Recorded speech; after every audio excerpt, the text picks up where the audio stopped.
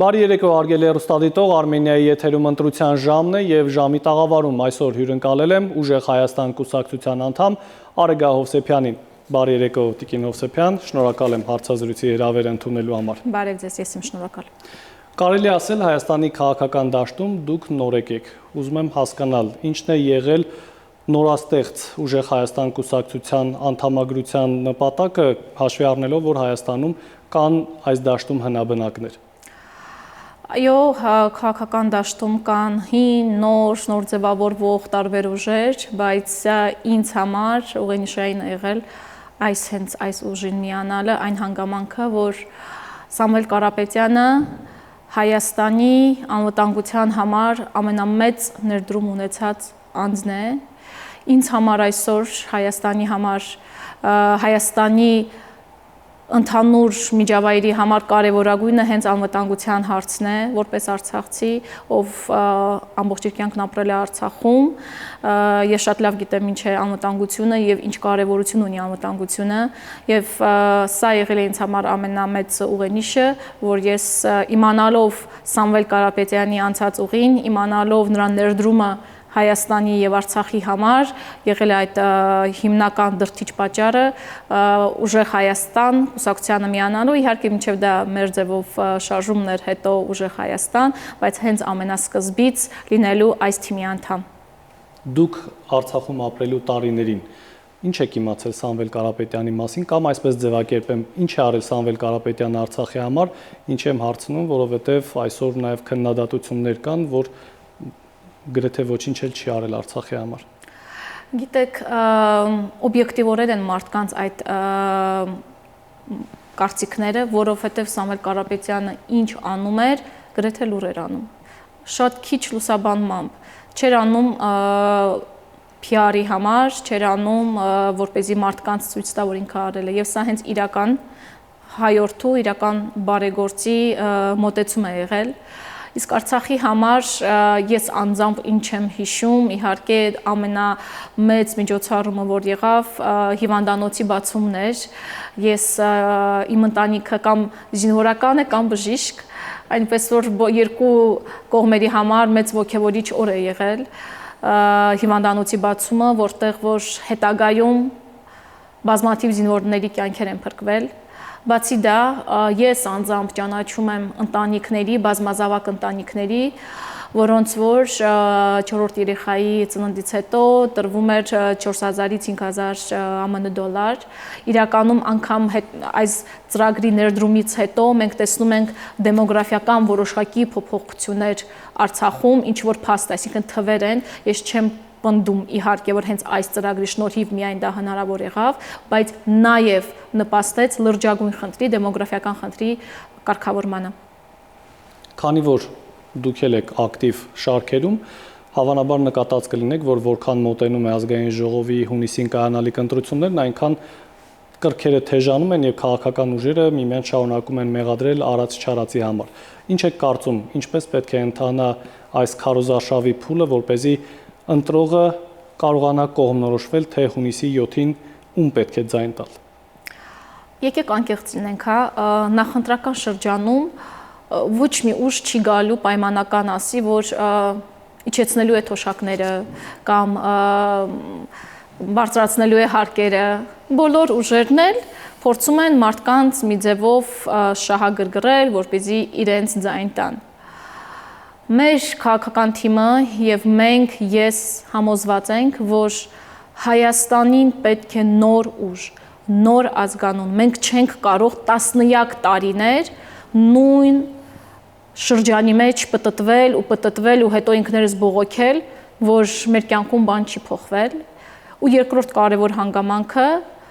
Ուժեղ Հայաստանը առաջարկում է, որ Հայաստանում լինի կարևորագույն երկու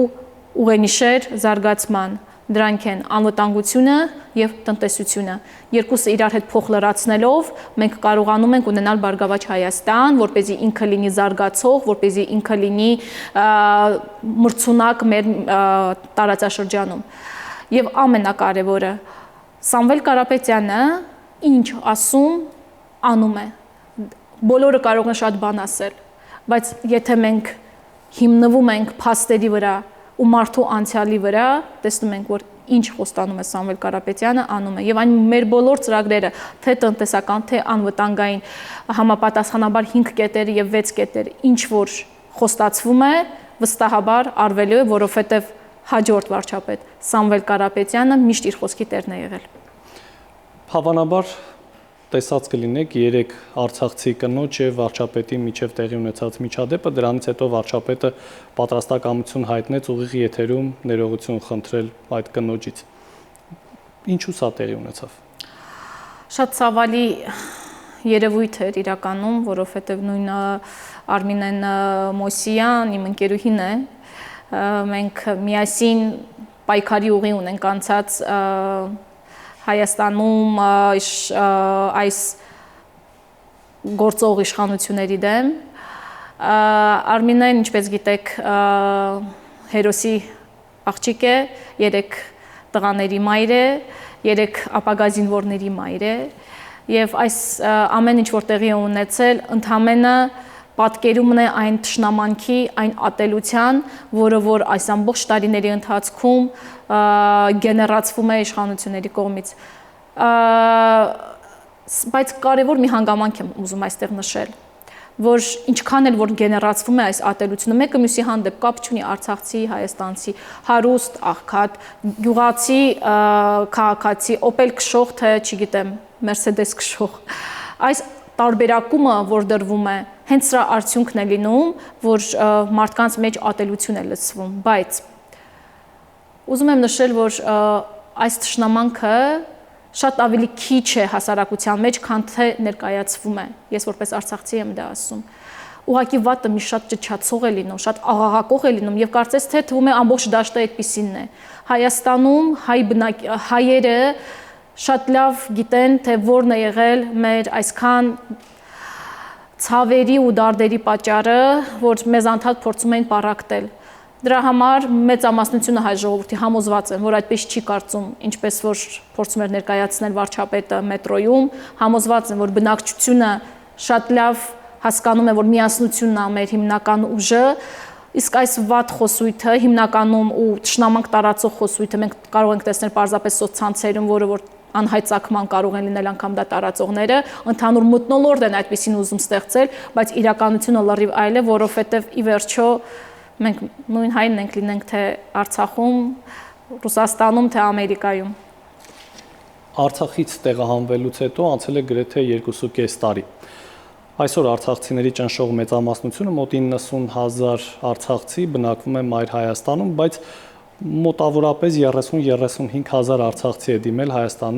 Հայաստանի քաղաքացիություն ստանալու համար։ Ինչու են արցախցիները հապաղում Հայաստանի քաղաքացիություն ստանալ։ Լրջագույն խնդրի մասին եք բարձրաձայնում, այսպես ասեմ, ինձ համար անձնապես մեծ ցավ է, երբ արցախցիները լքում են Մայր Հայաստանը, ասելով, որ չեն հարմարվել կամ ինչ-որ այլ պատճառներով, արցախցիները Հայաստանում էլ գտնվում են իրենց հայրենիքում։ Եւ անգամ ես մեկ անգամ նշել եմ, որ այս բոլոր դժվարությունների միջով անցնելով, դժոխքի ճամփան անցնելուց հետո էլ արցախցիները այնքան երջանիկ են ու այնքան օրհնված ժողովուրդ են, որ այսօր էլ հայրենիք կորցնելուց հետո էլ այսօր գտնվում են հայրենիքում։ Քիչ ժողովուրդներ կարող են այսպիսի հնարավորություն ունենալ եւ մենք հենց դա ենք։ Քաղաքացիությանը քիչ դիմելու պատճառները բազմաթիվ են։ Նախ սկզբում բազմաթիվ մանիպուլյացիաների առարկա էր դառնում, նշում էին, որ եթե դիմեք զրկվելու եք աջակցություններից, որ տրամադրվում էր, հետո չեք կարողանալու վերադառնալ Արցախ, այսպիսի ուռճացվում էին ինչ-որ թեմաներ արհեստականորեն, որպեսզի մարդիկ չդիմեին քաղաքացիություն ստանալու, բայց ամենասկիզբն էր արդեն իսկ սխալ։ Արցախցիները 30 տարի եղել են Հայաստանի Հանրապետության քաղաքացիներ, որևէ տեղ դա քննարկման առարկա չի եղել, մինչև կառավարության որոշումը, որ մեզ ապօրինաբար զրկեցին քաղաքացիությունից։ Կան բազմաթիվ խնդիրներ փաստաթղթերի վերականգնման հետ կապված, որովհետև մարդիկ դիմում են քաղաքացիության անհրաժեշտ փաստաթղթեր են անհրաժեշտ, իսկ նրանք պարզապես Արցախից դուրս գալուց հնարավորություն չունեին այդ փաստաթղթերը իրենց հետ վերցնեին, առավել եւս գյուղաբնակ մեր հայրենակիցները։ Մեր կուսակցությունը որոշակի աջակցություն էր ժամանակին տրամադրում արցախցիներին իրենց փաստաթղթերի վերականգնման հետ կապված, որովհետև ինքս գիտեմ, թե ինչքան դռնեդուռ են ընկնում արհեստականորեն, որպեսզի այդ փաստաթղթերը վերականգնվեն, բայց ես հուսով եմ, որ այդ թիվը գնալով ավելի է մեծանալու, որովհետև ի վերջո մեր կանգառը մայր Հայաստանն է։ Տեսեք, եթե քաղաքացիության դիմելության համար մի փոքր բարձր ցուցանիշ ունենք, նույնը չենք կարող ասել բնակարան գնելու հետ կապված։ Օրինակ 90,000 արցախցիների մոտ 10%-ն է դիմել Հայաստանում բնակարան գնելու համար պետական աջակցության ծրագրով, բայց հաստատվել է մոտավոր 1700 արցախցու բնակարան գնելու իրավունքը։ Այս խնդիրը ինչով է պայմանավորված։ Արցախցին մայր Հայաստանում ինչու չի շտապում տուն ձեռք բերել այն պարագայում, երբ որ պետությունը նաև աջակցում է որոշակի չափով։ Տեսեք, այս ծրագրերը, որ մշակվել են արցախցիների համար, ընդհանրապես ներառական չեն եղել, ու արցախյան կողմը բազմիցս էր բարձրաձայնում այս ծրագրերի թերի լինելու մասին, կանխատեսելով այսօրվա վիճակը, որը որ դուք նշեցիք, այսքան նվաստ թվերը, որ մարդիկ կարողացել են դիմել բնակարանի համար, էլ ավելի նվաստ թվով իրացնել այդ սերտիֆիկատները։ Բազմաթիվ անգամ ենք մենք բարձրաձայնում, բայց իշխանության ներկայացուցիչները մեզ հետ հանդիպում էին պարզապես հանդիպման համար, ու մեր բոլոր առաջարկությունները պարզապես մերժվում էին, եւ ունենք այն պատկերը, ինչ որ ունենք։ Ինչու են այսքան արհեստական խնդիրներ առաջանում։ Նախ եւ առաջ, գալով ձեր նախորդ հարցին, որպես նախապայման է դրվում Հայաստանի Հանրապետության քաղաքացիություն կրկին ստանալը, որը որ ինչպես նշեցի, եւս խնդիրներով է հարուցվում։ Երկրորդը, բնակարաններ ձեռք բերելու գումարի մասին է խոսքը։ Գումարը ընդհանրապես չի համապատասխանում շուկայական գներին եւ մարդիկ պարզապես չեն կարողանում այդ գումարով բնակարան ձեռք բերել։ Կառավարությունը անցյալ շաբաթ ավելացրեց այդ գումարը եւ Երևանամերձ մարզերում նախկին 3 միլիոն դրամը դարձրեց 4 միլիոն յուրաքանչյուր արցախցու համար։ Իհարկե նման քայլերի մենք ելի ենք ականատես լինելու նախընտրական տրամաբանության մեջ, բայց եւ այնպես այդ գումար բարձրացնելը կարող է նույն ձևով գնա շուկայական գների գումարի բարձրացմամբ, հետեւաբար դառնում է զրոյական օգուտ արցախցիների համար, որտեղ վստահաբար, երբ որ այս աջակցության ծրագրերը գումարը բարձրանում է միայն մի կետով, ոչ համակարգային լուծում է տրվում բնակարանային հարցին, բնականաբար նման խնդիրի ենք մենք առնչվում, որ չեն կարողանում գնել, այնտեղից դու գումարն ես բարձրացնում որոշակիորեն, չես վերահսկում շուկան եւ հետեւաբար նույն գումարով մարդիկ չեն կարողանում բնակարան ձեռք բերել։ Ընդհանրապես թիրախային չի այս ծրագիրը, նախատեսված չի օրինակ միայնակ մարդկանց համար, միայնակ մարդը այդ փոքր գումարով ինչպես կարող է բնակարան ձեռք բերել, թոշակառուների համար, ընդհանրապես թիրախային ու դասակարգված չէ, բայց ի տարբերություն այս խայտարակ ծրագրի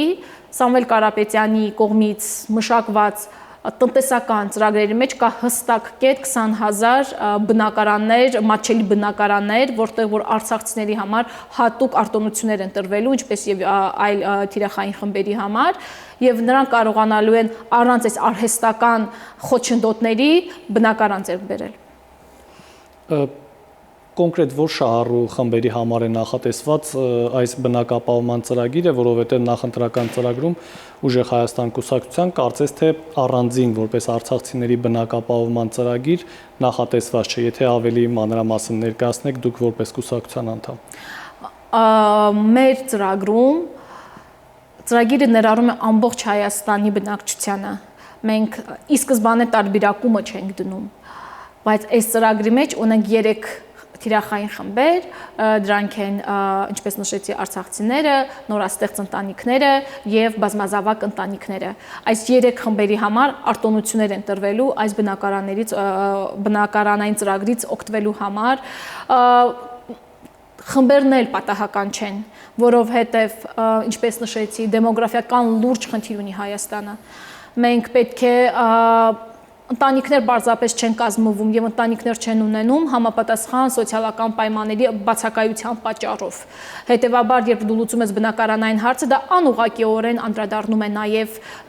դեմոգրաֆիական հարցին։ Երկրորդը, բազմազավակ ընտանիքներին աջակցությունը նույնպես մարդկանց խրախուսում է երեխա ունենալը, եւ երրորդը արցախցիները, ովքեր որ կորցրել են ամեն ինչ,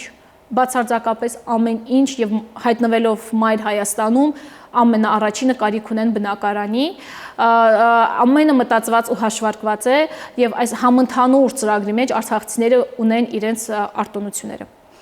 Հայաստանը ճանաչել է Ադրբեջանի տարածքային ամբողջականությունը, Արցախը ներառյալ։ Դուք ասում եք, որ մեկ մարդը չի կարող վճռել մի ամբողջ ժողովրդի կամ երկրի ճակատագիրը։ Ինչ այլ ընտրանք եք առաջարկում։ Մի մարդ անկախ նրանից ով է, չի կարողանում ոչ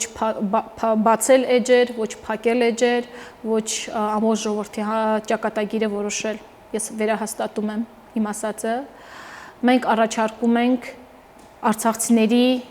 իրավունքների, հիմնարար իրավունքների պաշտպանությունը։ Մենք բավական իրատես ենք, ինչքան էլ ցավալի լինի, ինչքան էլ մեծ երազներ ունենանք մենք, բայց հասկանում ենք այսօրվա դրությամբ Արցախցու համար եւ մեզ համար ռազմավարական կարեւորություն է, որպեսզի արցախցիները մնան Մայր Հայաստանում, որպես մի ուժ, մի համայնք իր հայրենիքում։ Մենք ասում ենք, որ արցախցիները Մայր Հայաստանում պետք է ունենան արժանապատիվ կյանք։ Արցախը մեր բոլորիս ցավն է, Արցախը մեր բոլորիս երազանքն է, բայց ելնում ենք այն իրավիճակից, ինչ որ մենք այսօր ունենք, եւ ասում ենք, որ արցախցիներ մենք ձեր կողքին ենք, ինչպես որ Սամվել Կարապետյանը ամբողջ ընթացքում եղել է արցախցիների ու Արցախի կողքին, այսօր էլ շարունակելու է լինել։ Անվտանգային ծրագրերից խոսենք։ Ուժեղ Հայաստան կուսակցությունն առաջարկում է ստեղծել ուժեղ բանակ, ավելացնել պաշտպանական բյուջեն եւ այլն։ Արդյոք մտավախություն չունեք, որ Ադրբեջանում սա կդիտարկեն որպես Հայաստանի ռազմականացում եւ նոր սադրանքների հնարավորություն կընձեռենք։ Երբ որ իշխանությունը թույլ է լինում, երբ որ երկրի ղեկավարը թույլ է լինում, նրանք կարող են պարտադրել ամեն ինչ։ Նրանք կարող են շանտաժի ենթարկել ու ինքն էլ իր հերթին շանտաժի է ենթարկում սեփական ժողովրդին, ասելով, եթե սա չտանք պատերազմ կսկսվի, եթե դա չանենք պատերազմ կսկսվի։ Սա թույլ, անվստահ առաջնորդի պահվածք է, առհասարակ որպես դիվանագետ ասեմ, որ բանակցություններում, երբ գնում ես դիմացինի հետ նստում ես ու երբ որ դու պատրաստ ես լինում ամեն ինչ տալ, միակողմանիորեն ամեն ինչ զիջել, դու չես կարող անգամ հարգված լինել դիմացինի կողմից։ Չես կարող պարզապես, երբ որ մենք տեսնում ենք անգամ Ադրբեջանում այսօր ինչ վերաբերմունք է Հայաստանի նկատմամբ, հավատացեք անգամ ինձ համար, որպես արցախցի, ով որ ամենաշատն է տուժել այսօրվա իշխանությունների ворթեգրած քաղաքականությունից, ես ամաչում եւ ցավում եմ, որ իմ երկրի ղեկավարի նկատմամբ նման վերաբերմունք է։ Չի կարող լինել երկրի ղեկավարի մեկ այլ քո հակառակորդ երկրի ղեկավարը քեզ առաջարկի գնաս սուրճ պատրաստես։ Ասենք ես կամ ասի հետո կխոսենք քեզ հետ, երկնվիրվի նրան։ Սա պարզապես ինձ համար ամոթ է, ես ամաչում եմ դրա համար։ Եվ հետեւաբար, եթե դու չես ունենում հստակ կարմիր գծեր բանակցությունների գնալիս, որևէ ձեր բերված համաձայնություն չի կարող իրականացվել հողի վրա։ Նրանք խաղաղությունը, որ առաջարկվում է հիմնվելով այս միակողմանի զիջումների վրա, լինելու է փխրուն, ժամանակավոր եւ շատ թույլ խաղաղություն։ Իսկ եթե խաղաղությունը մենք մտածում ենք լինում է երաշխավորված, փաստաթղթերով, միջնորդներով, սեփական ներսի ռեսուրսներով, այ դա լինելու է երկարաժամկետ եւ լինելու է մնայուն խաղաղություն, որի որ տեսլականի կողմնակիցն ենք մենք, Ուժեղ Հայաստան կուսակցությունը Սամվել Կարապետյանի գլխավորությամբ։ Շնորհակալություն։ Ես եմ շնորհակալ։ Հարգելի հեռուստադիտող, ես հիշեցնեմ, որ զրուցում էի Ուժեղ Հայաստան կուսակցության անդամ Արեգա Հովսեփյանի հետ, կհանդիպենք վաղը, ցտեսություն։